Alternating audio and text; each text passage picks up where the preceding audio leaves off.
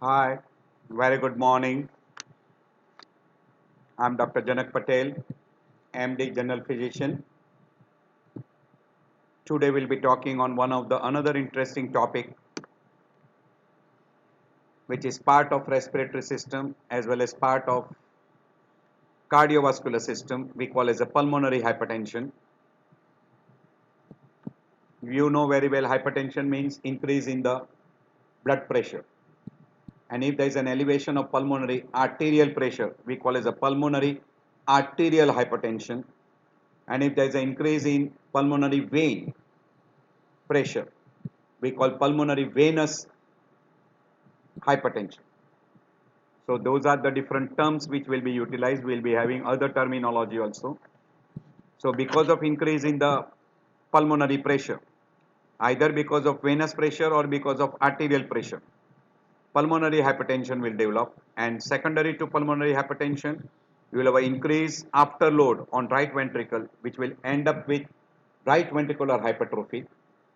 And then finally it will end into congestive cardiac failure. We'll use the word cor pulmonale. So, or pure right ventricular failure. So, left ventricular failure can end with congestive cardiac failure, then we call it a congestive heart failure. But if pulmonary hypertension without left ventricular failure, that in absence of pulmonary venous hypertension, then it will lead to pure right ventricular failure, or we call it a congestive cardiac failure. In presence of respiratory disease, we'll label that as cor pulmonale.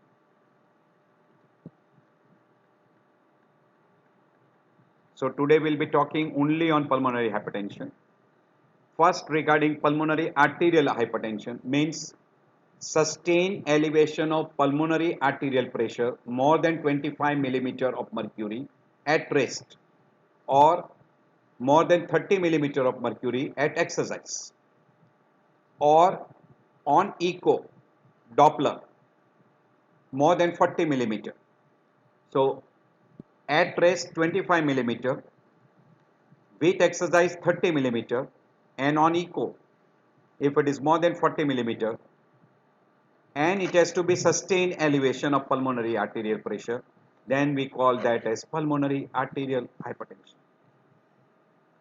Now if you measure the pressure in a LV, left ventricular end diastolic pressure, by doing a left heart catheterization, or you measure the pressure in a left atrium, or you measure the pressure in pulmonary vein, or we call that as pulmonary wedge pressure, then if it is less than 15, it is normal. But if it increases more than 15, more than 18 we ideally call, then we call that as pulmonary venous hypertension. And secondary to pulmonary venous hypertension, you can have an elevation of pulmonary arterial pressure also. That we will be talking in a cor pulmonale, etc. Cor pulmonale chapter, and in case of also we call congestive heart failure. If we use the word only pulmonary hypertension, means it is a general term meaning elevation of pulmonary vascular bed pressure where lesion is not clear, whether it is arterial, whether it is capillary, it is venous. But if that pressure is more than 25 millimeter of mercury, we'll call that as pulmonary hypertension. But by and large, it is taken for granted arterial pressure. So if arterial pressure is elevated, we call pulmonary arterial hypertension. We have already mentioned before, we have given in this particular that if at rest more than 25, during exercise 30, and on echo 40, we'll call that as pulmonary arterial hypertension. And if the pressure on the left side, that is pulmonary vein, or in left atrium, or end diastolic pressure in left ventricle, or capillary wedge pressure, pulmonary venous pressure, wedge pressure, if it is elevated more than 15, ideally we say that more than 18, we'll call that as pulmonary venous hypertension.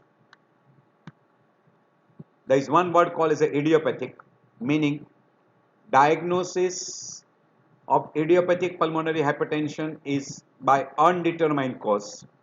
All the other causes are excluded, then we label that as idiopathic pulmonary hypertension. There is one another term called as a familial pulmonary hypertension, where it is secondary due to mutation of one gene. It is called von morphogenic protein receptor 2 gene. There is a mutation in this gene which is an autosomal dominant, and usually this will be seen in a family. Strong family history will be present. Then that is labeled as familial. Classification wise, you can classify into primary and secondary. Functional classification will be severity wise. There is a WHO classification where there are 5 groups which are separated out. If it is in the arterial, we call as a arterial. If it is on the venous side, we call as a venous. So the common term which are commonly utilized is in these 4 groups. WHO classification is indirectly etiological classification, which is divided into 5 groups. And when you do a lung biopsy, you can divide into histopathological classification. So we'll be giving you a little idea regarding all. Now there are a lot of terms which are being utilized: pulmonary arterial hypertension, sporadic pulmonary, primary pulmonary, familial primary pulmonary, idiopathic primary or idiopathic pulmonary arterial hypertension, primary pulmonary hypertension, also called as PPH, and secondary pulmonary hypertension. These are the few terms which are being commonly utilized in this.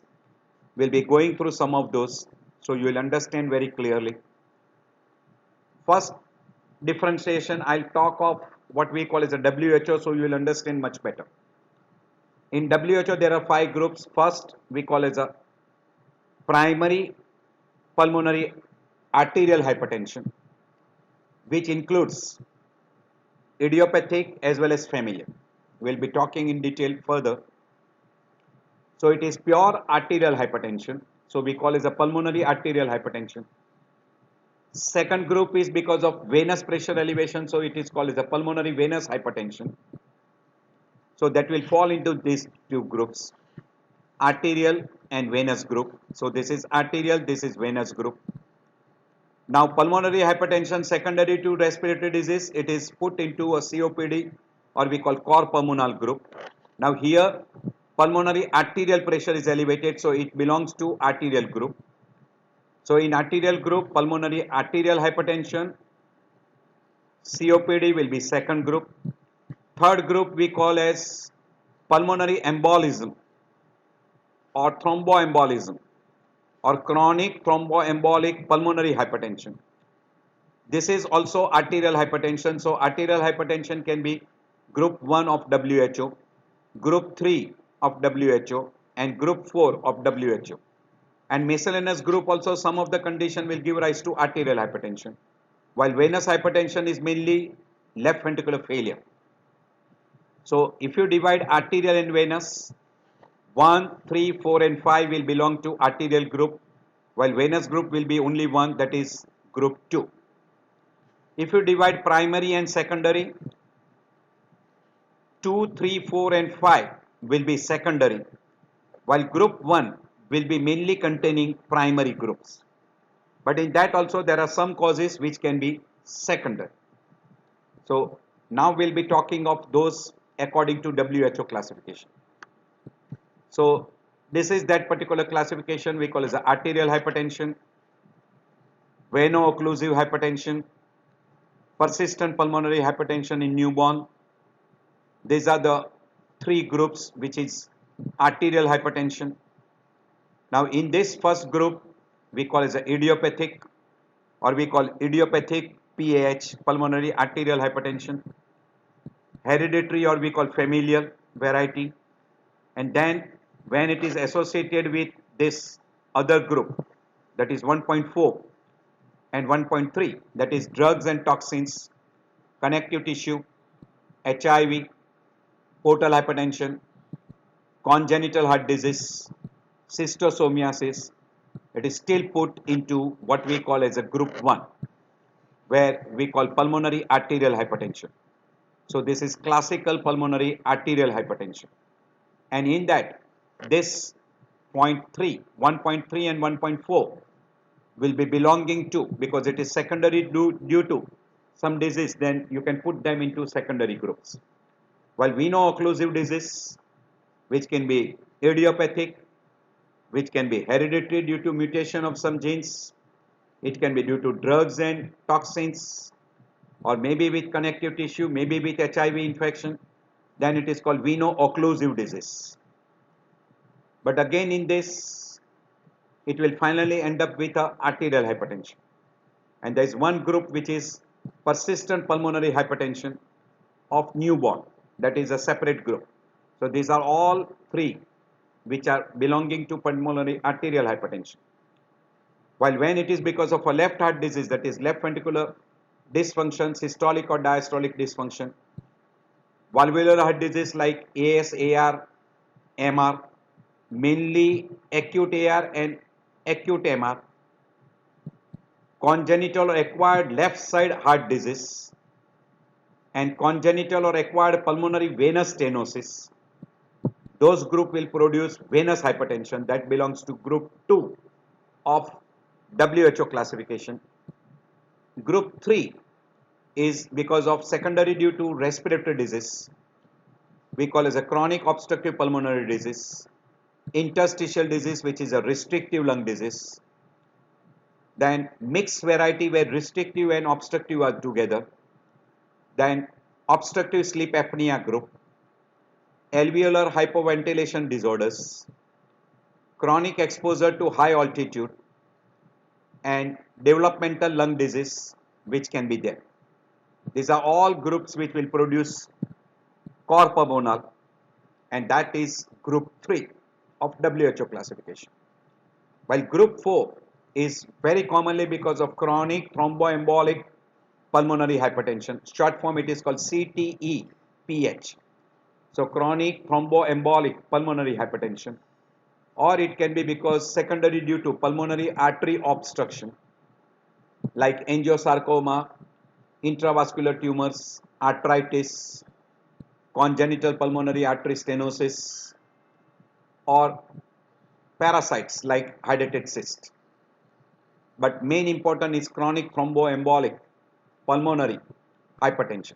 That is the main group in this, and that is also going to produce pulmonary arterial hypertension secondarily due to thromboembolic phenomena. So it will go to, if we divide into two groups, arterial and venous, that will be that venous will be plainly group 2 of WHO. Group 3 and 4 will be producing arterial hypertension. And last group we call as a pulmonary hypertension because of unknown etiology like hemolytic anemias, myeloproliferative disorders, after splenectomy, systemic disorders like sarcoidosis, histiocytosis, or metabolic disorders like glycogen storage disease, Gaucher's disease, thyroid disorders, pulmonary tumoral thrombotic microangiopathy. So all these are we call as a miscellaneous group where still the exact pathophysiology is not understood. We call as a pulmonary hypertension with unclear multifactorial mechanism. So WHO is divided into different groups. Now, as far as a functional classification, or we call severity wise is concerned, or clinical ground, it is divided into class 1, class 2, class 3 and class 4. In class 1, the person develops pulmonary hypertension without resulting into any inhibition of physical activity. Already means person is nearly asymptomatic. On ordinary physical activity, person does not develop any fatigue, dyspnea, chest pain or syncope. That is group 1. Group 2 means results into slight limitation in physical activity, meaning person is comfortable at rest, but on ordinary physical activity, he develops little fatigue or may develop little dyspnea, chest pain or syncope. So person on ordinary physical activity results into undue fatigue and dyspnea, but by and large he will not get chest pain, he will not have a syncopal episodes. And group 3, there is a marked limitation in physical activity. Person is comfortable at rest, but on an ordinary physical activity will produce fatigue, dyspnea, chest pain and syncope definitely. While group 4 person is not able to do any physical activity, almost is bedridden. So even at bed rest, he gets symptom signs of right side failure, dyspnea, fatigue, he will have a chest discomfort and even he might have a syncopal episodes. So that is the functional classification of WHO. It is classified into 1, 2, 3 and 4. 1. No limitation to physical activity. 2. Slight limitation to physical activity. 3. Marked limitation to physical activity. And group 4 at bed rest. Also person gets symptoms and signs. So group 1 no symptoms, group 2 slight limitations, group 3 marked symptoms, severe limitations, and group 4 right heart failure, dyspnea, fatigue, syncopal episodes, chest pain, etc. even at rest. Histological classification wise, it is divided into 6 varieties, that is only on microscopic examination or histological examination. Medial hypertrophy group 1, intimal hyperplasia group 2, severe occlusive changes like fibroelastic tissue changes group 3, dilatation and medial thinning occlusion group 4, plexiform lesion group 5 and necrotizing arthritis group 6. According to pulmonary hypertension, it is divided into 3 big groups. Particularly arterial hypertension is divided into 3 groups: idiopathic, familial. Idiopathic is put I in front of PH, here F is put, and when it is associated with other disorders, it is A is put in front. So idiopathic, familial and associated. Associated means associated with collagen disorders, HIV, etc. Depending upon the pressure, it is divided into mild, moderate and severe, and last group we call as a systemic.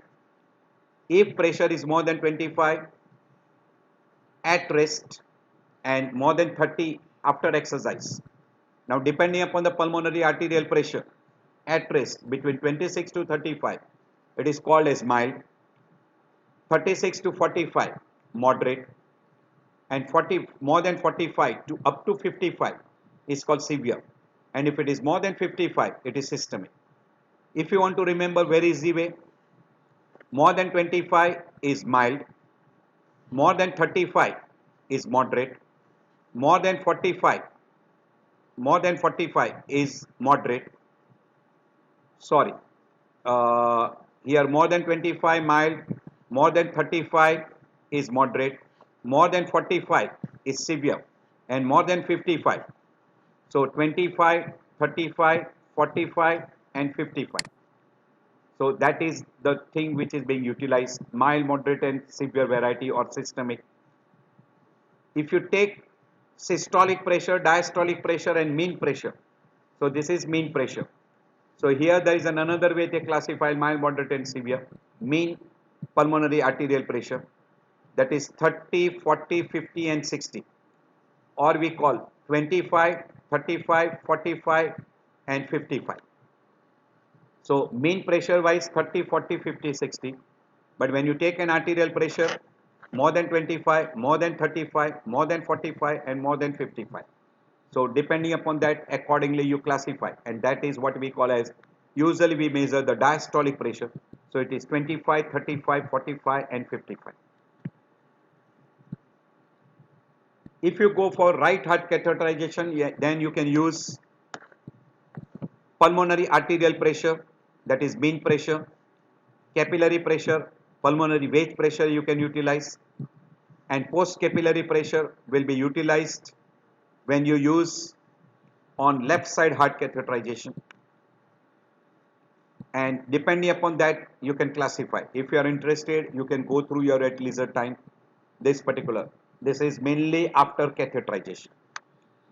So mean arterial pressure more than 25 is PH, capillary wedge pressure less than 15 will be less likely to be in favor of pulmonary arterial hypertension, and if the vascular resistance is more than 2.5 up to 3, again it is in favor of pulmonary arterial hypertension.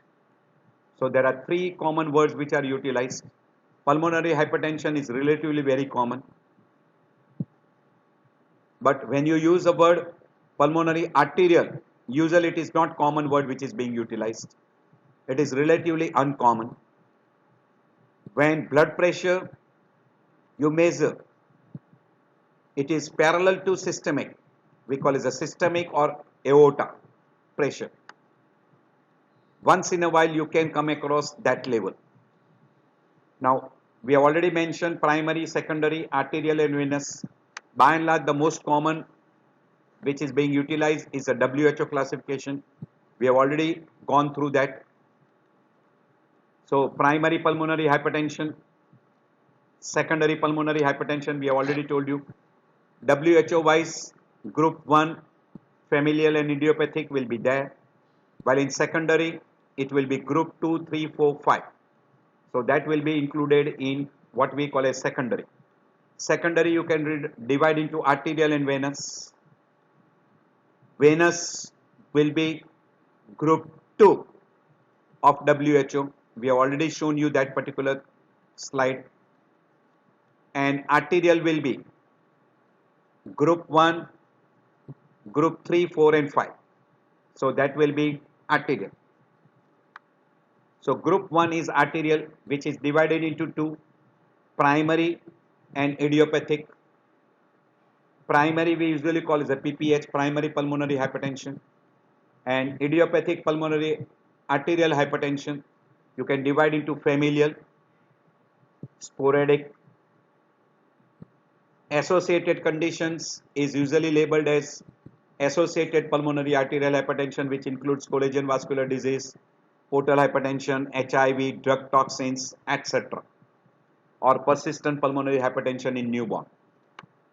While venous hypertension, we already told you it is a left-sided disease like MS, MR, AS, AR, idiopathic, hypertrophic subaortic stenosis, that group acute left ventricular failure. So those group will be producing pulmonary venous hypertension. While group 3 is secondary due to respiratory disease like COPD, obstructive sleep apnea, restrictive lung disease which is interstitial lung disease, or mixed picture where you get obstructive plus restrictive, hypoventilation syndromes, chronic pneumonias, high altitude sickness, chronic high altitude sickness, etc. will be belonging to group 3. Group 4, chronic thromboembolic disorders, or short form we call as a CTE. So chronic thromboembolic, PH, pulmonary hypertension.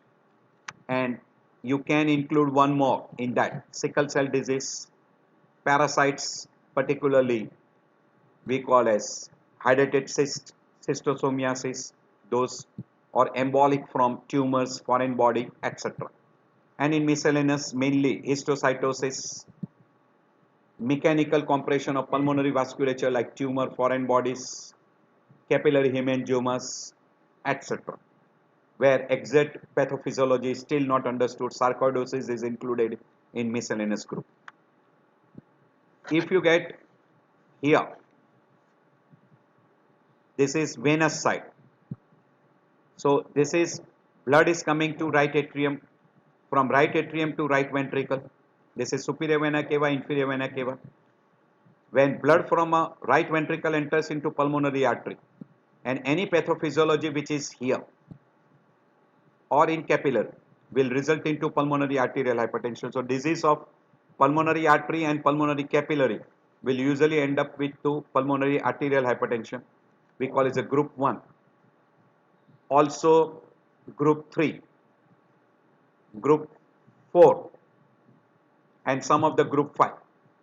While group 2 will be here, pulmonary venous hypertension, which is secondary due to venous disease or because of left atrium, because of left atrium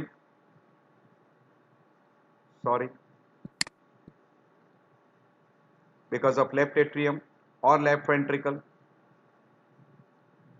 this particular three, LV, LA and pulmonary vein will be venous hypertension, and group 1 will be mainly because of this, and pulmonary venous will finally end up with pulmonary arterial hypertension. So these are all the conditions which will produce pulmonary arterial hypertension group 1. This will be group 2, which we call as a venous hypertension. Group 3 and 4 will be involving pulmonary artery and maybe involving pulmonary capillary, while group 5, which may still exactly not understood. So depending upon that same chart now shown with this particular, so anything which involves this pulmonary artery is group 1. Thromboembolic phenomena is also included in that, that is group 4. Group 3 will be lung, which will be producing pulmonary arterial hypertension. So artery, when it gets involved either because of group 1, group 3 and 4, will lead into pulmonary arterial hypertension, while group 2 is because of LV, LA or pulmonary venous system, and group 5 is exactly not understood. So these are the way you try to explain. Very rarely you come across the disease which are associated with pulmonary hypertension, rare disease like diaphragmatic hernia, bronchopulmonary dysplasia, alveolar capillary dysplasia, etc. These are very odd conditions. Drugs and toxins, some of those are very common like cocaine, oral contraceptive pills, estrogen, cigarette smoking, etc. And some of the likely like amphetamine, tryptophan, those particular can produce pulmonary hypertension. Now exact pathophysiology, if you want to go, either it is because of genetic, which is very common in familial hypertension, familial arterial hypertension, or because of infection, or because of toxin, or because of autoimmune disorders. You get an endothelial cell dysfunction, platelet endothelial leukocytes interacts, and they will have either vasoconstrictor property more than vasodilator. So there will imbalance between vasodilator and vasoconstrictor mechanism. More vasoconstriction leading to vasoconstriction and elevation of blood pressure, or because of formation of a growth factor and cytokines imbalance. So there is an increased growth factor as well as cytokines. Smooth muscle remodeling will result into pulmonary arterial vascular resistance increase and pulmonary arterial hypertension, or because of coagulation abnormality, and that leads to thrombosis, and secondary to thrombosis restriction in a pulmonary vascular bed, resulting into increased pulmonary vascular resistance and pulmonary hypertension. So that will be quite common. This is a very simple diagram showing you how exactly the pulmonary hypertension develops. This I have already shown you. There are different mechanism which is being shown in a cigarette smoking. There are lot of mechanism, that is antioxidants. So damage by vasoconstriction because of endothelial hypoxia, inflammation because of TNF alpha secondary to cigarette smoking. Oxidants also leads to proliferation of vascular cells because of growth factor and endothelin, and that will also produce arterial changes. So oxidants will produce vasoconstriction, inflammation and proliferation of vascular bed. Vascular compression will reduce airflow and there will be airflow obstruction. Oxidant in cigarette smoke like nitric oxide and prostacyclin will also produce anti-proliferation and apoptosis. So it will inhibit these nitric oxides, which will be vasodilator. So by inhibiting that vasodilatation will produce more of vasoconstriction. So there is an imbalance between vasodilatation and vasoconstriction. So these two compounds will produce vasodilatation. So oxidant will inhibit this and stimulate endothelin, and hypoxia will be also stimulated. So that is an imbalance between these two. So these are all the factors which will be there. So vascular injury, risk factors will be present. There is an increased susceptibility because of a genetic factors, and there is a nitric oxide synthesis reduction, prostacyclin reduction. There is an increased production of endothelin.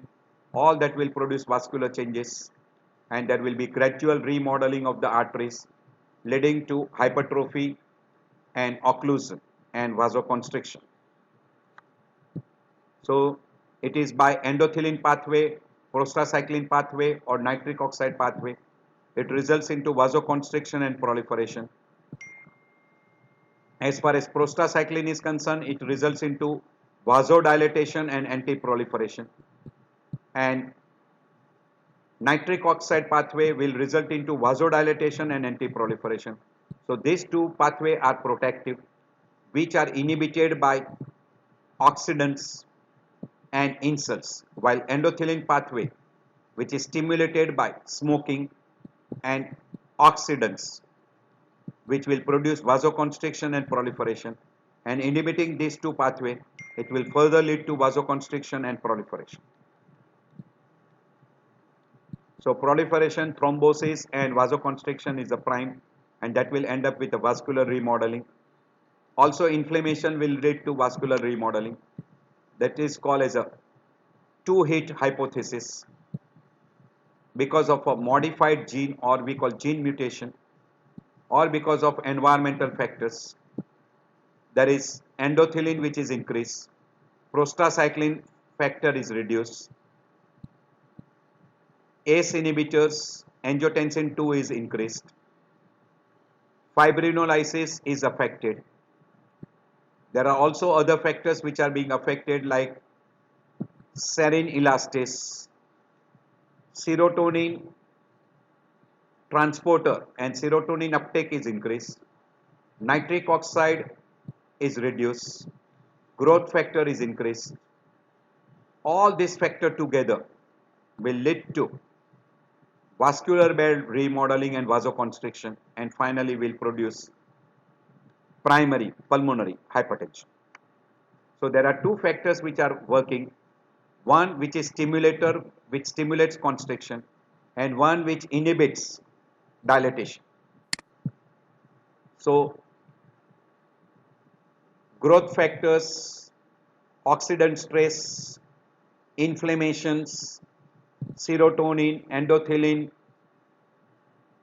angiopoietin, thromboxane A2, these are all multiple factors which will stimulate vasoconstriction and growth and occlusion of the artery, while inhibitors, which will produce dilatation and decreases proliferation, that is prostacyclin, mainly to prostacyclin and nitric oxides, and increase fibrinolysis, while here inflammation, oxidative states, growth factor, endothelin, serotonin, etc. There are multiple factors, and there is an imbalance between two. This is reduced and this is increased, and that produces disruption. So it is called two-hit hypothesis. One because of genetic mutation, and one because of vascular remodeling. So normal blood vessels will go into vascular remodeling, and this is two-hit hypothesis. First hit because of genetic factor, there is a vascular remodeling, and second hit because of environmental factors and somatic mutations result into vascular remodeling is called second hit. This is genetic hit, or we call primary, and depending upon that they use the word two-hit hypothesis. Once a person develops a primary pulmonary hypertension, dyspnea is present in 95% of the people, chest pain is present in 50 to 75% of the people, and syncope is present in only 25 to 35%. But chronic fatigue is very commonly present in 60 to 75%. So dyspnea, chest pain, fatigue and syncope becomes the prime symptoms in case of primary pulmonary hypertension. If person is having some condition like thromboembolic phenomena, person can present as an hemoptysis. Person can have a symptom signs of cor pulmonale, very common. in a person with group 3. And whenever a person gets a right heart failure, he will have a P2 loud, right ventricular heave, S3 sound, and because of enlargement of the atrium, person can have a compression of recurrent laryngeal nerve and can produce hoarseness of voice, we call as a Ortner syndrome. Person can have a palpitation, and secondary to right ventricular failure can have edema, JVP elevated, hepatosplenomegaly. So right ventricular heave, JVP, edema, hepatosplenomegaly will give you that person is going into right ventricular failure, which is seen very commonly in group 3, 4, and also quite frequently seen in secondary due to group 2 also. We call pulmonary venous pressure elevation. And in late stages of group 1 also, you will see those right ventricular failure signs. So JVP elevation, loud second heart sound, right ventricular heave, murmur of TR, S3 gallop suggest advanced right ventricular failure. But in a case of primary pulmonary hypertension, lungs will be clear. While in case of group 2, you will have a basal crackles and left ventricular hypertrophy, quite common. In group 3, WHO classification wise, in that you will have a basic respiratory disease like chronic bronchitis, emphysema, etc. So in those group, that is group 2, 3, you will have some respiratory findings. And in group 4 also, you can have a respiratory findings. Group 5 plus minus. So that will be the respiratory findings. We have already told you dyspnea is most common, fatigue is second common, chest pain is third, and fourth is syncope. So these four are the most common signs. And once the person develops a right ventricular failure, you will have a edema, palpitation, hepatosplenomegaly, JVP elevated, etc. So the most common symptom is dyspnea, chest pain, that is angina, syncope, and we call fatigue. This will be the common symptoms. And once a person develops a right side failure, then you will have all those symptom signs like right ventricular heave, tricuspid regurgitation murmur, S3 sounds, JVP elevated, hepatosplenomegaly, ascites, edema, etc. So all those, whatever we have discussed here. Orthopnea, PND will be very common in venous hypertension, will not be seen in group 3 and group 4. Also in group 1 also it will not be seen. So depending upon the group, certain symptom signs will not be common. So orthopnea, paroxysmal nocturnal dyspnea, basal crackles, central cyanosis, etc. will be more common in group 2. Clubbing will be seen more commonly in group 3. Hepatojugular reflux will be seen loud pulmonary second heart sound, S3, hepatosplenomegaly, edema, etc. will be seen if a person develops congestive heart failure, either in group 1, group 2, group 3, group 4, any one of those. So those particular signs will be seen. Again, these are described. Raynaud's phenomena will be very common in a person with collagen disorders. It is more commonly seen in those particular group. Also, it may be seen in a primary pulmonary hypertension. So just go through at your leisure time.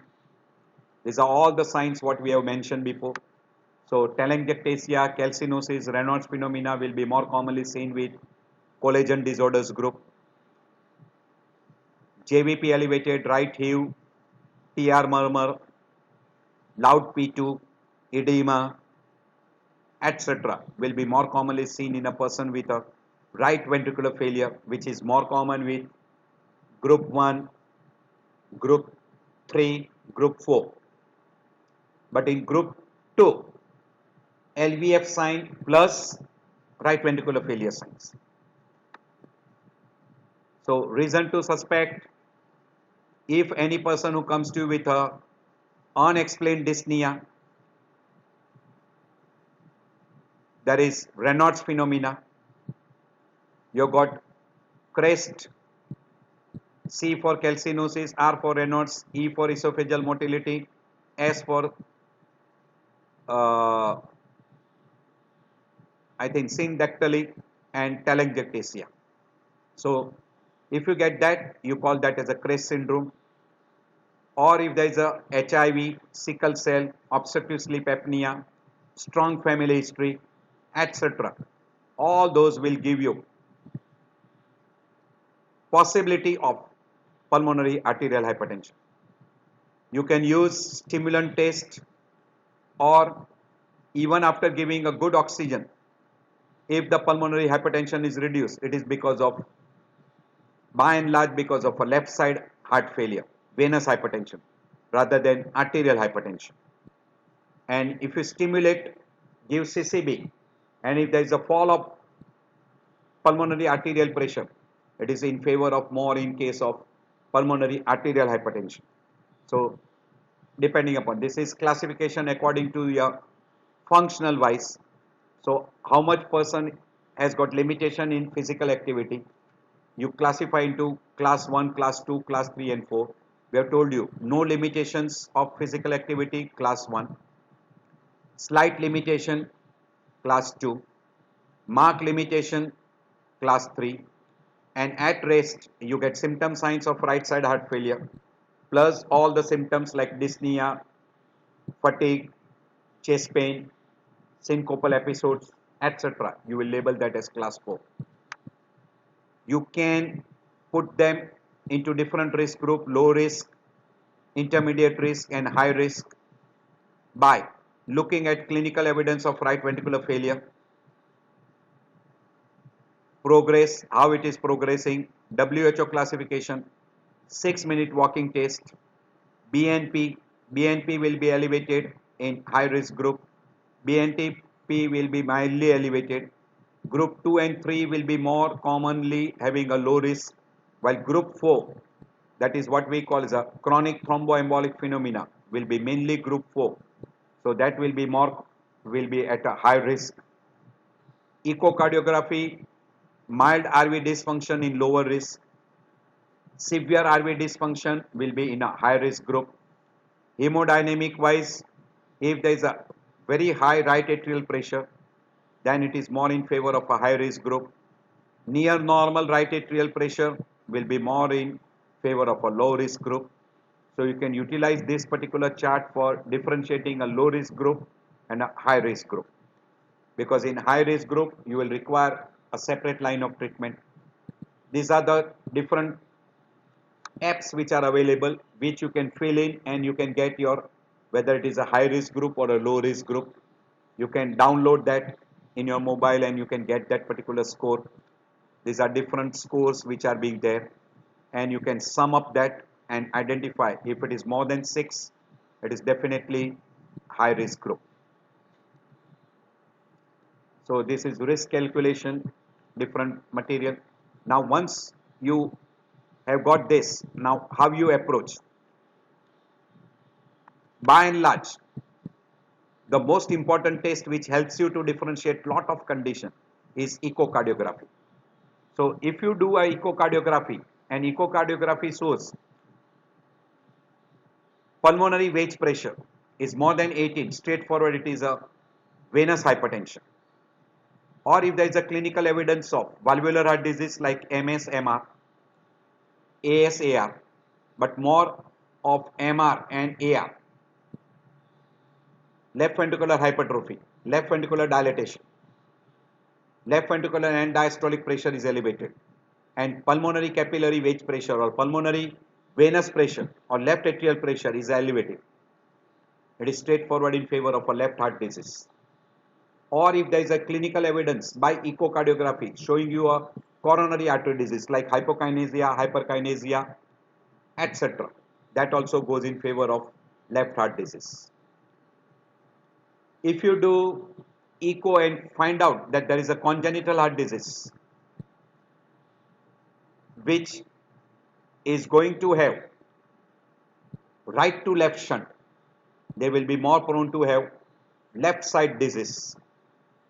And if there is an evidence of right atrial enlargement, right ventricular enlargement, pure right ventricular enlargement and pure right atrial enlargement, it will be more in favor of what we call as right ventricular pathophysiology.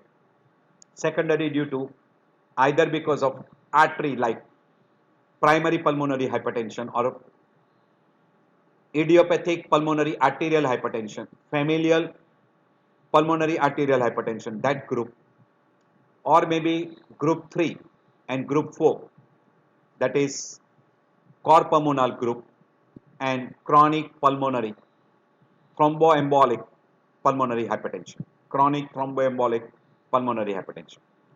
Now, while ruling out group 3, chest X-ray, PFT, chest CT will be helpful to rule out. Obstructive, restrictive, you can add even DLCO test, etc. to find out obstructive, restrictive and mixed group of disorders. And if you want to identify what we call as a group 4, then you will have to go for VQ scan and pulmonary angiography combined with CT or MRI. That you can identify. If you want to identify obstructive sleep apnea, you will have to do what we call as a polysomnography. If you want to identify the odd groups, that is pulmonary arterial hypertension associated conditions like HIV or group 5 scleroderma, you will go for some of the serological studies. You want to identify collagen disorders, you will do RA test, anti-CCP, etc. Mixed connective tissue disorders, you will again go for those serological studies. In HIV also you will go for, we call as a HIV test. If you want to rule out portopulmonary hypertension, you will do liver function test, abdominal ultrasound. That will help you to identify cirrhosis and portal hypertension.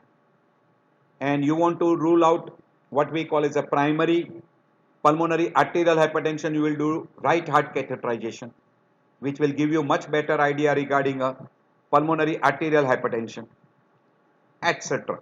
So this is the way you approach in a person who has developed a pulmonary hypertension, maybe arterial, maybe venous. So these are non-invasive techniques which can be there in a pulmonary hypertension. In group 2, how you approach. In group 3, how you approach. In group 2 and 3, how you approach. That is being given. So VQ scan will be useful in identifying group 4 more, that is thromboembolic phenomena, pulmonary embolism, etc. While group 2, which is venous, where you will do more of ECG, chest X-ray, echocardiography, transthoracic echo, or we call transesophageal echo, etc. And if you want to identify group 3, ECG may not be helpful, but echo will be helpful to rule out other conditions, that is group 2 conditions. Chest X-ray, lung function test, HRCT, DLCO will be helpful to rule out group 3 groups, whether obstructive or restrictive groups. So that will be the way where you approach. We call non-invasive technique. Very rarely we require an invasive technique like bronchoscopy, lung biopsy in group 3. In case of group 2, angiography, CT angio, etc. That is in group 2. In group 4, pulmonary angiography with CT MRI, that is CT pulmonary angio or MRI pulmonary angio, etc. will be done in group 4. So this is what we call in a group 4. You can go for different studies. All those studies names are given, and these are the different diseases what are being given, what are the tests you do. So these are the charts which are being there. At your leisure time you can go through that. I've already uttered majority of the things. This is algorithm for pulmonary hypertension in general. How you identify by symptom signs, and history if it is suggestive of pulmonary hypertension. First study is echocardiography, which will help you to differentiate group 2, 3, 4 very easily. So it will be able to, you will be able to differentiate between group 2, group 3 and even group 1. And then you go for further investigation like ECG, pulmonary function test, DLCO, HRCT, etc. to rule out group 3, which is core pulmonal group. And for ruling out group 2, mainly ECG, echo will be an X-ray chest say. Those three investigation will be more than enough. And for group 4, we'll go for VQ scan and pulmonary angiography. This is for group 4. This is that what I've shown you a slide before. The commonest first test is history, examination, chest X-ray and ECG, followed by echo. Echo, you can have a transesophageal echo or transthoracic echo, which will help to rule out 3 groups of disorders: left heart disease, congenital heart disease, valvular heart disease, and even it will give you idea regarding a first group, which will have a pure right ventricular enlargement, right atrial enlargement, increase in right ventricular systolic pressure, right ventricular function will be abnormal. VQ scan will be very helpful along with pulmonary angiography, CT angio and coagulative studies for chronic pulmonary embolism. Pulmonary function test and ABG will be useful to rule out mainly group 3, which is core pulmonal group. If you want to rule out obstructive sleep apnea, you can go for polysomnography, which we have already shown you on previous slides. For collagen tissue disorders, HIV, ANA, liver function test, etc. to rule out those particular group like HIV infection, scleroderma, SLE, rheumatoid arthritis, portopulmonary hypertension, all those groups. In portopulmonary hypertension, LFT. For scleroderma, SLE, RA, ANA, anti-nuclear antibody, anti-CCP, RA test, etc. to rule out scleroderma, SLE, rheumatoid arthritis, and to rule out HIV infection, HIV test. Basically, if you want to find out the function, 6-minute walking test is very helpful, and that will be helpful for baseline and also for prognosis purpose. For right heart catheterization, and then you can do the vasodilator test. You can do exercise pulmonary right heart catheterization. You can do volume loading test. You can do left heart catheterization test and confirm diagnosis of pulmonary hypertension.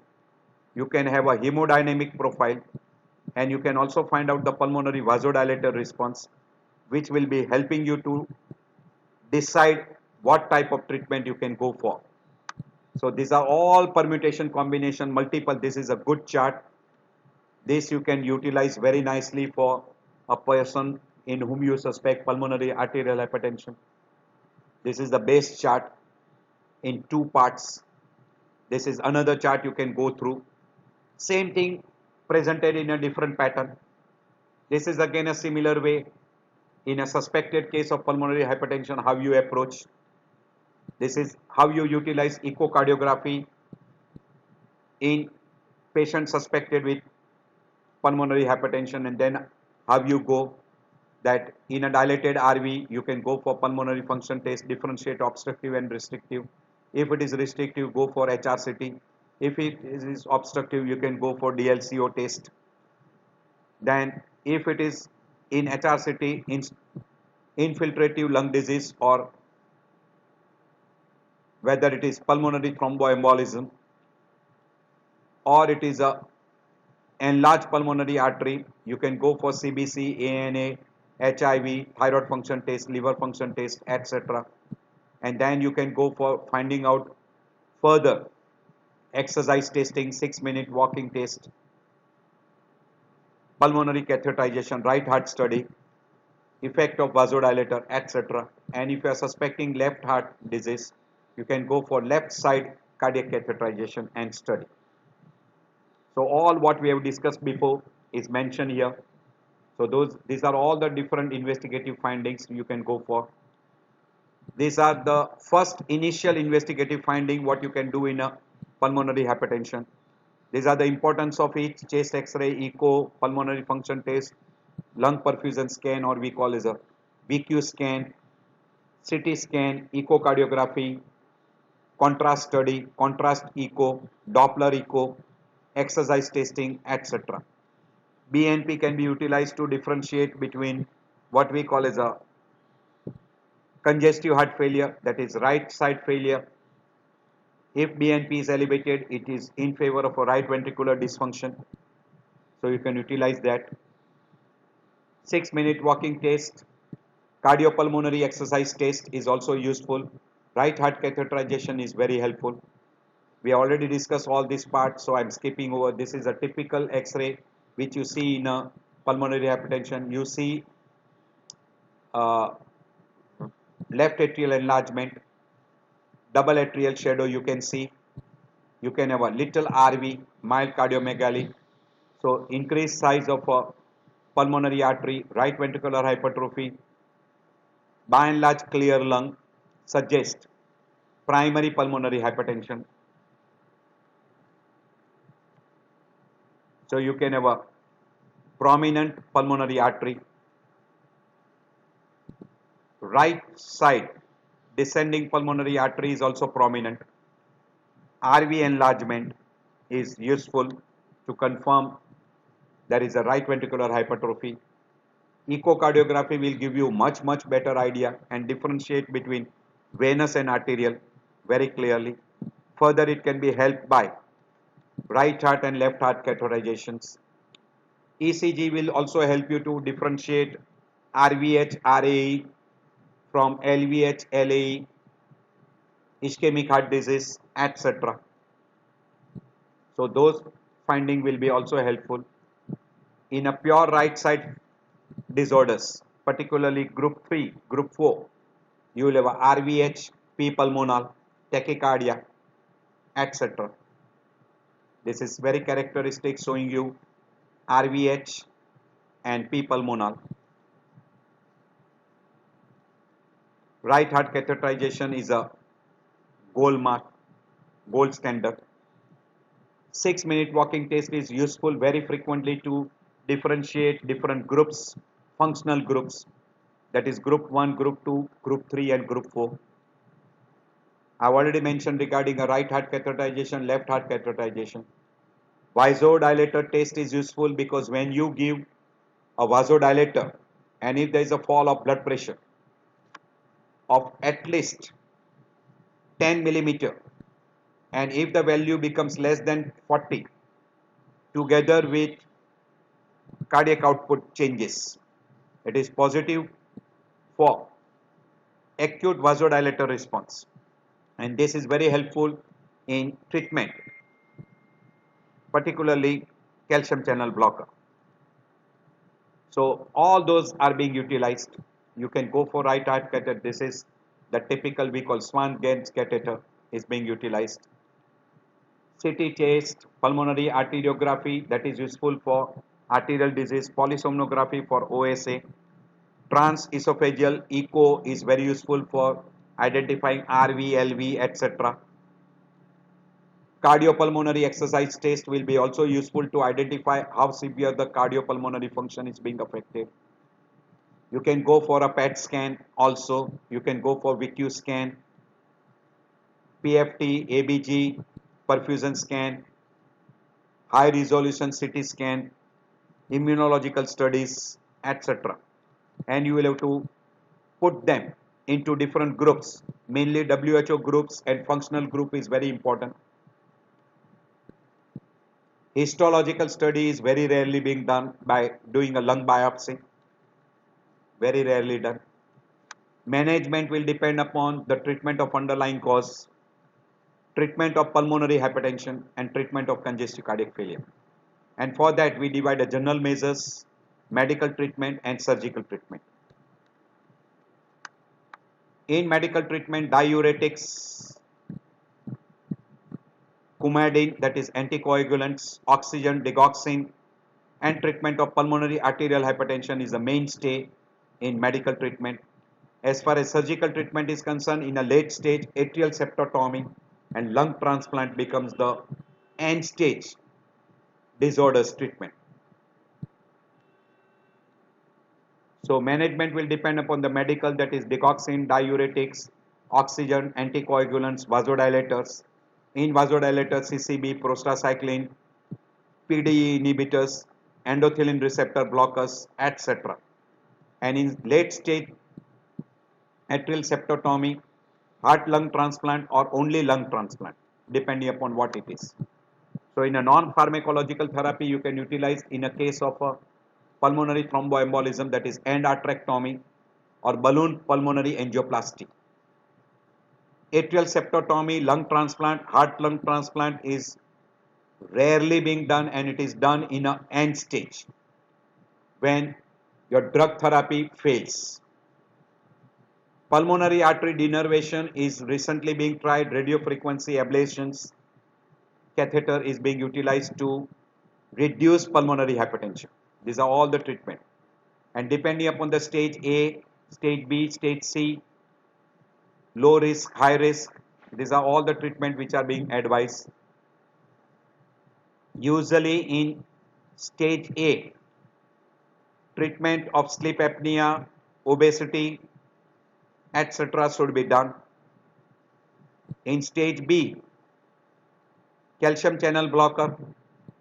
In a low risk group, you can use what we call as a PDE inhibitors, sodium restriction, diuretics, digoxin, aldactone, etc. is being utilized.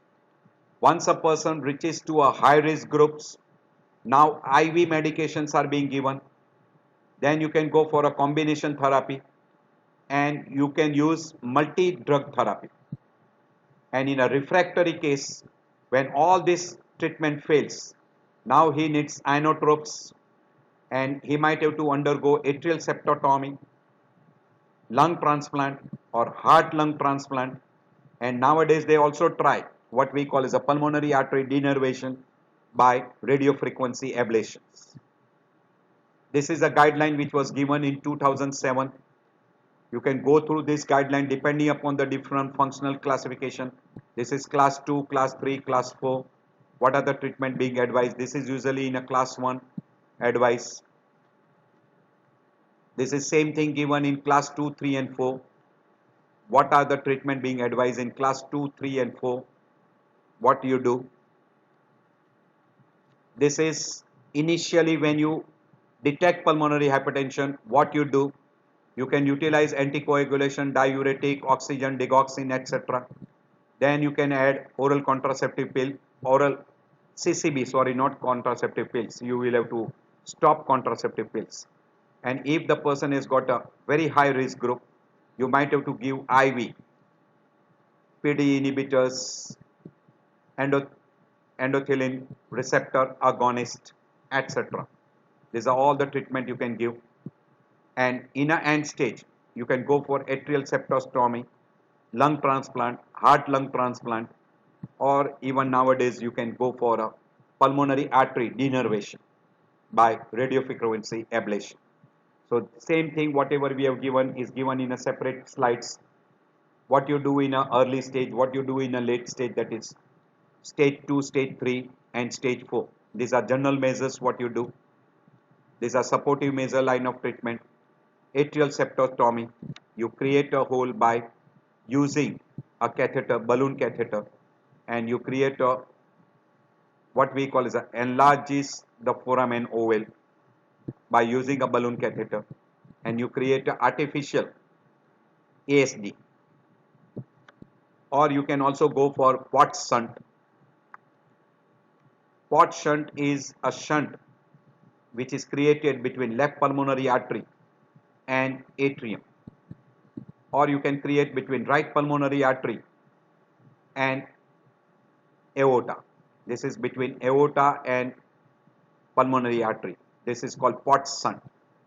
So you create an anastomosis between pulmonary artery and descending aorta or ascending aorta. You call as a Pott shunt. So that can be created. But there is always one problem. While creating this, Pott shunt has got little advantage over septostomy, because in septostomy what is being done is deoxygenated blood is going from right side to the left side. So deoxygenated blood will be circulating in brain as well as coronary, while in this the chance of that will be reduced. So in a setting of suprasystemic pulmonary arterial hypertension, theoretical advantage is there of Pott shunt over septostomy. Pulmonary arterial denervation has got some advantage, but not 100% proven. Lung transplant is a final answer, but there is always a failure of medical therapy. Whenever there is a failure of medical therapy, you have to go for a lung transplant. There are some indications and there are some contraindications. This is all those what we have mentioned. And if a person develops a right ventricular failure, again this is what we call as a in stage 2 or stage B and C. You will have to go for ACE inhibitor, beta blockers, and then you add digoxin and diuretics in stage C, and in stage D, inotropes followed by ventricular assisted device, and you will have to go for heart lung transplant. So this is one chart for chronic thromboembolic pulmonary hypertension. This is the second part of that chronic thromboembolic pulmonary hypertension. As far as complication is concerned, in a variety of WHO classification, group 3, cor pulmonale is very common, cardiac arrhythmias are very common, and in group 4, chances of hemoptysis is very high. Also in case of group 2, person can have blood stain frothy sputum, and invariably primary pulmonary hypertension is a progressive disease and person will succumb to death. So I hope this is helpful. This is a take home message. At your leisure time you can go through, and this is a future where they are trying to find out other molecules which can be very helpful in case of pulmonary hypertension for management, and they are trying even gene therapy, etc. But how much a future will tell us. I end my lecture on a pulmonary hypertension. You will come across good number of times this particular group. Always try to differentiate between venous, arterial and primary pulmonary arterial hypertension. It will be very useful to you for deciding the treatment part. So I end my lecture here. We see you in some other lecture next time.